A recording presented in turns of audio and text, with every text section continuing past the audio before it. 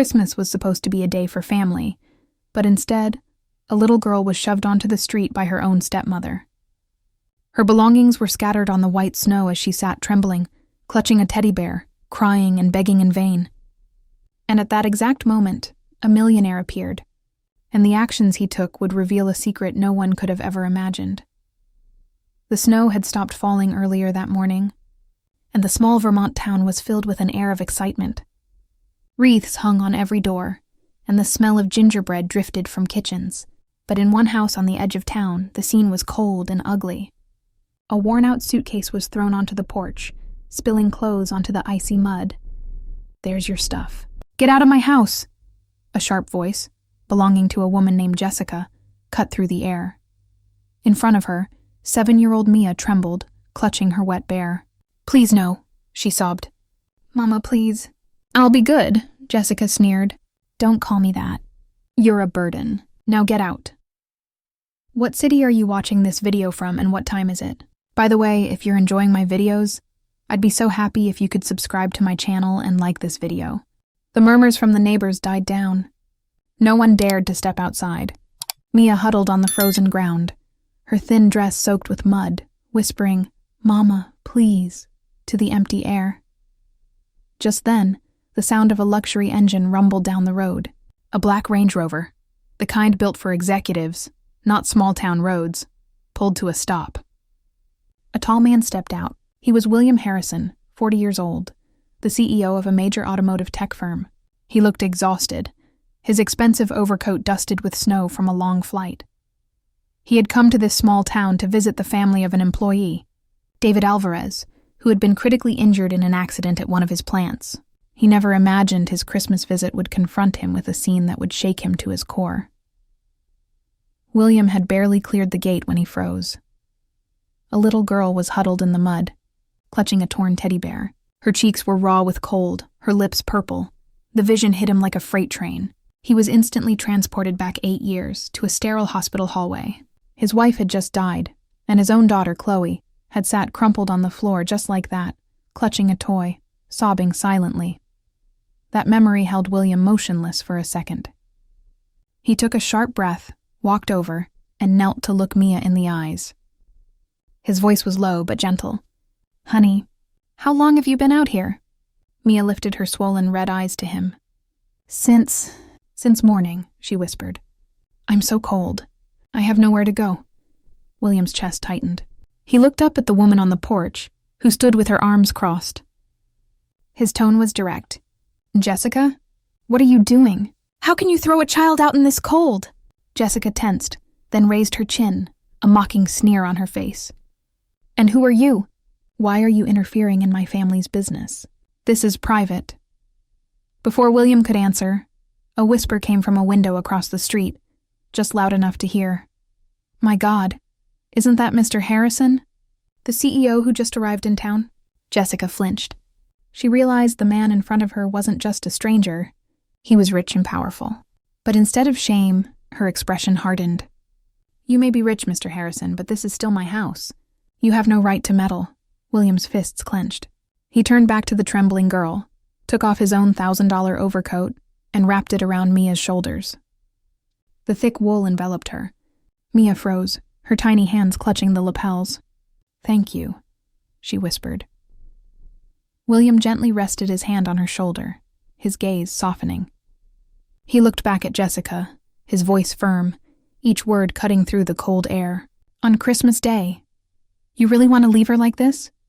The air went silent. Mia shrunk deeper into the coat as the neighbors watched. Jessica stood paralyzed, blinking rapidly, unable to answer. The storm had just begun. William didn't wait. He bent down, picked up the broken suitcase, and began gathering the scattered belongings, ignoring the woman behind him.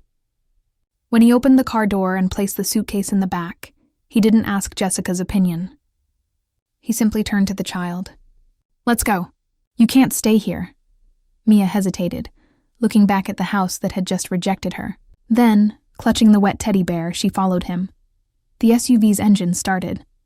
Inside, the heat slowly filled the car, but Mia remained huddled in the corner, her eyes darting to the strange man beside her.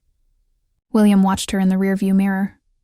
"What's your name?" he asked, his voice calm. Mia Alvarez. William nodded, his hands firm on the wheel. After a pause, he continued, Your father, David, I know him. He's one of the workers at my plant. He had an accident, didn't he? Mia clutched the bear tighter, nodding rapidly. My daddy is still in the hospital. I want to be with him. But my stepmom, she won't let me. William went silent. He was dragged back again to Chloe, clinging to his shirt, her small voice repeating, Daddy, is Mommy going to wake up? He hadn't been able to answer her then, and Chloe's heart had carried that fracture ever since. Don't worry, William said, his voice thick. I'll take care of you tonight, and tomorrow I'll go to the hospital to check on your dad. The rest of the drive was silent. When the Rover turned onto a long, pine-lined driveway, the Harrison estate appeared, a massive modern home of glass and stone lit with warm golden lights. The car stopped. William opened Mia's door and offered his hand. Come on, you're safe now. Mia hesitated, then placed her small, icy hand in his.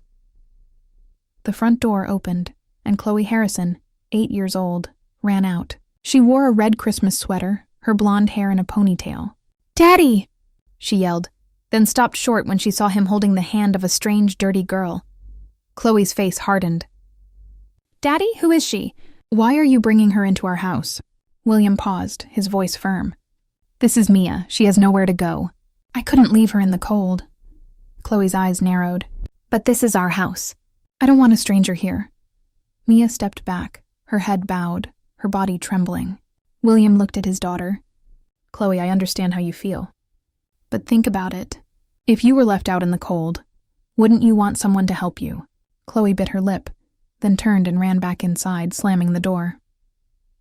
That night, the dining room table was set for a feast, but the atmosphere was suffocating. Chloe sat across from Mia, staring. Eat, William said gently, putting food on Mia's plate. You need your strength. Mia picked up the spoon, her hands shaking so badly that a few grains of rice fell onto the table. Chloe pouted. You never forced me to eat like that. I'm not forcing anyone, William said, his tone firm. Mia hasn't eaten all day. Mia quickly put the spoon down, her voice barely audible, tears welling in her eyes. If I go back to that house, then you and your daughter will be happier, right? The words froze the room. William was stunned. He looked from his own daughter, eyes full of resentment, to this stranger, her gaze swimming in despair. Chloe pushed her chair back, the legs screeching on the floor. You always think about everyone else, she screamed. You never think about me. She ran upstairs, slamming her door. Mia sat in shock, tears streaming down her face. Later that night, William heard soft sobs. Mia was huddled on the living room sofa, clutching the bear, her face buried in the oversized coat he had given her. Mommy, she whispered, I'm so scared. I miss you. William stood in the doorway, his heart breaking. He wanted to comfort her, but he was afraid of pushing Chloe further away. Suddenly, his phone rang. He jumped, grabbing it. Mr. Harrison, an urgent voice said. It's St. Michael's Hospital. I'm sorry to call so late, but Mr. Alvarez's condition has worsened. His family needs to come immediately. William froze, his hand gripping the phone. He looked at Mia, trembling on the sofa, and a nameless pain rose in his chest. He grabbed his keys and ran to the car. The hospital was stark and bright. William ran down the hall to David's room. Through the glass, he saw the man, pale and still, hooked to a dozen machines. And sitting by the bed, gently wiping David's forehead, was Jessica. Under the white light, she looked like a devoted wife. William frowned. He stepped inside. Jessica turned, surprised, then her face settled into a calm, reproachful look. You're here too? You really do enjoy sticking your nose in my family's business. William ignored her, his eyes fixed on the machines. Something felt wrong. Just then, Jessica leaned over, her hand carefully gripping the IV line connected to her husband's arm. It was a quick, deliberate motion. What are you doing? A young nurse, Teresa, had just walked by and immediately entered the room. I saw that, she said, her voice shaking. You pulled on the patient's IV line. Jessica jumped back. You're slandering me. I was just wiping his sweat. She spun and pointed directly at William. It was him. He convinced you to say that. He's trying to frame me, to take everything. That's enough, Jessica. William boomed, his voice echoing. I've seen the cruelty in your eyes. Mia told me everything, and now I see it myself. How long do you think you can hide it? Jessica let out a cold laugh. Mia, that girl is a burden. She repeats what you tell her. You think because you have money, you can just take what you want? You will pay for this. I'm reporting this, Nurse Teresa said, her voice firm. This hospital cannot ignore actions that endanger a patient. You have no right. Jessica spat. You're just a nurse. I am his wife. You'll be fired. William stepped between them. She's doing her job. As for you, whatever you've done, it will come to light. William went into the hallway, his mind reeling. Mia was huddled on a bench. Uncle, she whispered, running to him. My daddy. Is he going to die? William knelt, his heart twisting. Your dad is fighting, Mia. We have to believe in him. But if he dies, where will I go? Who will keep me? William had no answer. He just pulled her close. You don't have to worry. I won't let you be alone. Just then, the senior physician, Dr. Ramos, came out. Mr. Harrison, Mr. Alvarez's condition is extremely grave. His heart is weakening. We're doing everything we can, but we must be prepared for the worst. Please, Mia sobbed. Please save my daddy. Suddenly, the heart monitor inside the room shrieked. A long, urgent flatline. Code blue! Dr. Ramos yelled, pushing back into the room. Nurses ran. A crash cart rattled down the hall. William grabbed Mia, holding her tight, his eyes fixed on the window. He saw the doctor pressing the paddles to David's chest. Daddy! Mia's scream tore through the hallway. William held her, but in his own eyes, a raw terror was reflected. Everything was hanging by a thread. The dim morning light filtered into the hospital. David was still in a deep coma. William, exhausted, carried a sleeping Mia back to the car. When they arrived at the estate, Chloe was waiting. Her eyes were red. When Mia walked in, Chloe stepped back. Are you going to let her wear my clothes? She snapped. Chloe! William's voice was severe. That is not how you talk. I don't want you. Chloe screamed, tears flooding her eyes. I already lost Mom. I don't want to lose you too. She ran upstairs, sobbing. Mia stood, her head bowed, clutching her bear. William sighed, his voice heavy with exhaustion. Chloe, I'm still here for you. But this child, she has nowhere to go. I can't turn my back. The next day, William sent Mia to school with Chloe, hoping for a sense of normalcy. It was a disaster, that's her, a student whispered. The girl whose mom kicked her out. I heard her dad is about to die. Mia flinched, her head down. A boy, Thomas, sneered. She still brings a teddy bear to school. What a baby. Chloe heard every word. She looked at Mia, whose shoulders were shaking. Chloe paused, then lowered her head and kept walking, saying nothing. The silence hurt Mia more than the taunts. That night at dinner, the air was heavy. Mia was barely eating. Suddenly, Chloe swiped her hand, knocking Mia's plate to the floor. It shattered. I'm sorry, Mia whispered, her face pale. Maybe I shouldn't be here. Chloe, William roared, standing so fast his chair screeched. You will not do that. You always protect her. Chloe shrieked, tears of rage and pain on her face. You never defended me like that. Are you trying to replace me with her? William froze.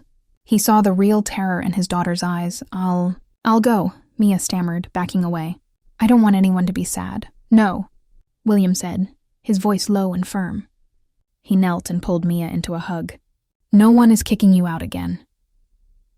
Chloe stood watching, her heart breaking, unsure if she was angry or afraid, as her father held another girl. William was left alone in his study. The official lawsuit from Jessica had arrived. She was demanding sole custody. The next morning, the newspaper headline was a gut punch. Justice for Jessica. Top lawyer Victoria Sloan takes case. Daddy.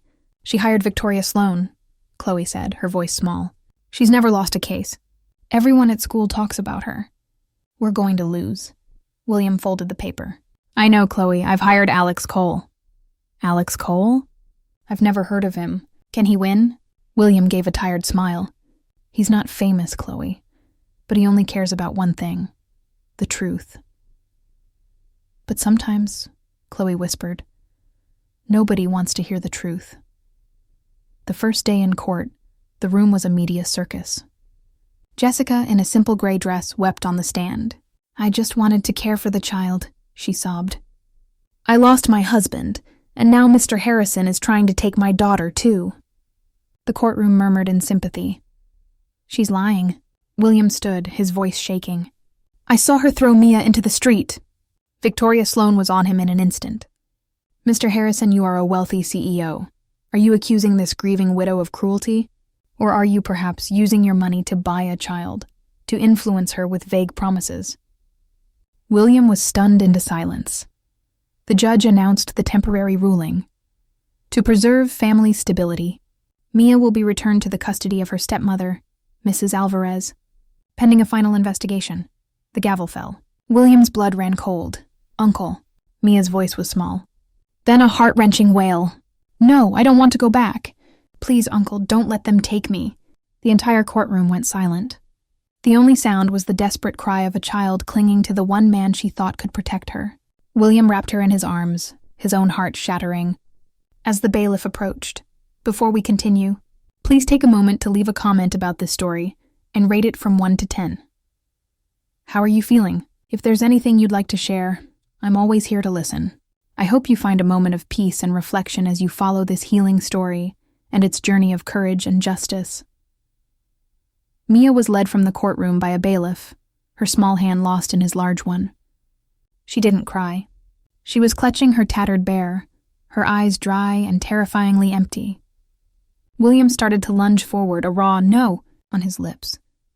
But Alex Cole put a hand on his chest, his own face a mask of defeat. Not yet, Will, this is temporary. We're not done. Mia was put in the back of a black car.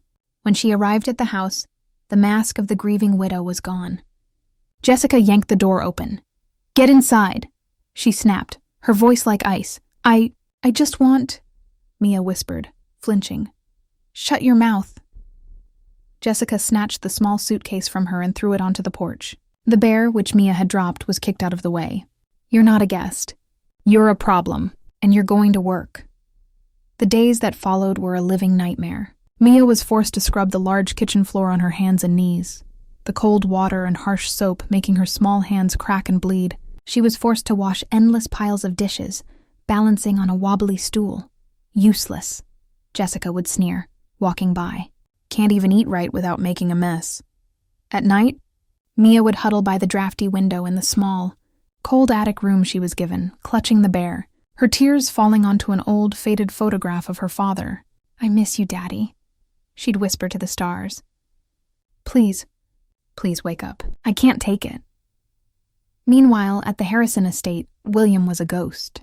He was drowning. The library, once his sanctuary, now smelled of expensive scotch. He'd sit for hours staring at the phone, willing it to ring with good news that never came. One night, the door creaked open. Chloe stood there, her arms crossed. Daddy, she whispered. The room was dark, save for a small desk lamp. William looked up, his eyes clouded with alcohol and pain. I failed, Chloe, he slurred, his voice thick. I run a billion-dollar company. Thousands of people, and I couldn't protect one little girl. I failed her. Chloe's throat tightened.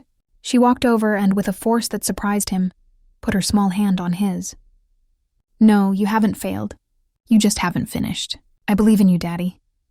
Her voice trembled, but she didn't back down. I already lost Mom. Don't make me lose you, too. The words cut through the alcoholic haze like a knife.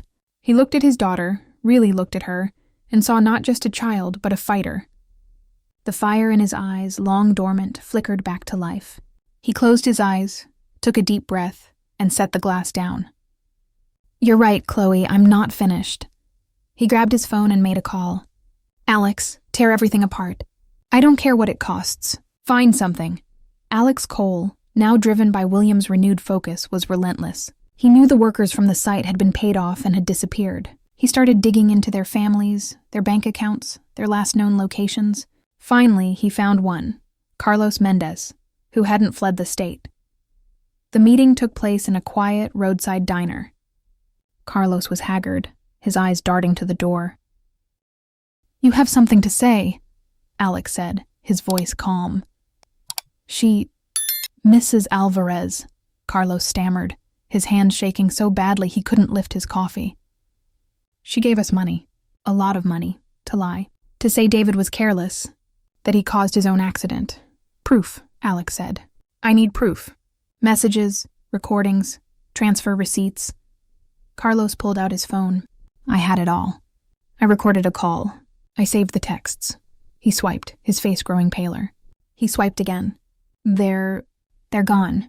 The messages, the audio, it's all gone. I swear I had it. Alex's face hardened. Not at Carlos, but at the enemy. They have someone powerful, someone who can wipe data remotely. But they just made a mistake, Carlos. They just proved they're scared. That night, William, restless and consumed by a cold fury, drove by Jessica's house. He just needed to know Mia was still there, and then he saw her. A tiny, shivering figure on the dark porch in her thin clothes clutching the bear. He was about to slam the car into park. Consequences be damned. But the front door flew open. Where do you think you're going, you little rat? Jessica's voice was a shriek. She grabbed Mia's arm and dragged her back inside. Mia let out a small, terrified cry before the door slammed shut, plunging the porch back into darkness. William pounded the steering wheel, a raw, guttural sound of rage and impotence tearing from his throat. At that exact moment, his phone rang. The screen glowed, St. Michael's Hospital. His heart stopped. He answered, his hand shaking. Mr. Harrison? It was Nurse Teresa's voice, high and urgent. You need to come now, David Alvarez. He's awake. The world tilted. He slammed the car into gear, tires screeching on the icy pavement as he raced toward the hospital. He ran into the ICU, his lungs burning. David was awake. Barely. His eyes were open, slits of pained awareness. Will? The voice was a dry, agonizing rasp. William rushed to the bedside, grabbing the man's frail hand. I'm here, David, I'm here. Not an accident. David's eyes, unfocused, found William's. My harness, Jessica. She loosened it. Before my shift, I heard it snap. He fought for a breath, a gurgling sound. Insurance. She wanted the insurance. She wanted me gone. William was paralyzed, his blood frozen. David, are you sure? Protect. David's grip tightened, a final desperate surge of strength. Protect. My girl, don't let her have Mia. Promise. Me. I promise, William said, his voice thick, choking on the words. I promise, David, I'll protect her with my life. Daddy? A small voice cut through the sterile beeping. Mia was standing in the doorway, her face pale, her eyes wide with a fragile hope. Alex had been called too, and had driven straight to Jessica's, refusing to be denied, and had retrieved Mia.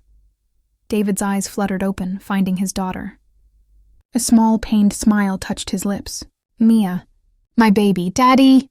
She cried, rushing to the bed. I'm here, Daddy. I won't leave. He tried to lift his hand to stroke her hair. I love you. His hand went limp. His eyes closed. The monitor beside the bed, which had been beeping a slow, fragile rhythm, suddenly shrieked. A long, solid, unending tone. No, Mia whispered. No, Daddy. Her scream tore through the sterile silence of the ICU. She collapsed onto her father's chest, her small body shaking with sobs. William moved to pull her back, but he stopped. Chloe, who had been waiting with Alex in the hall, walked slowly into the room. She stood for a moment watching Mia cry. Then she walked to the other side of the bed. She didn't say a word. She just put her arms around Mia, holding her as she wept. You're not alone, Chloe whispered, her own tears streaming down her face. You're not alone. You have my dad and you have me. The funeral was a grim, quiet affair. A light snow fell. Mia stood like a small stone statue, clutching the framed photo of her father. As Alex Cole was leaving the hospital after finalizing the paperwork, Nurse Teresa approached him, her face pale but resolute. Mr. Cole, she said, looking over her shoulder. I can't stay quiet. Not after this. She murdered him. She pressed a small USB drive into his hand. The night of the code blue she caused? The one Mr. Harrison saw? The camera in the hall? It saw everything. The real camera. The one she didn't know about. Please, get her. Alex closed his hand around the drive. It felt as heavy as a stone. You did the right thing, Teresa. The final day of the trial, the air was electric. Victoria Sloan was arrogant, walking to the podium with a smug smile. Your Honor, she said, her voice smooth. We have heard emotional testimony, but zero facts.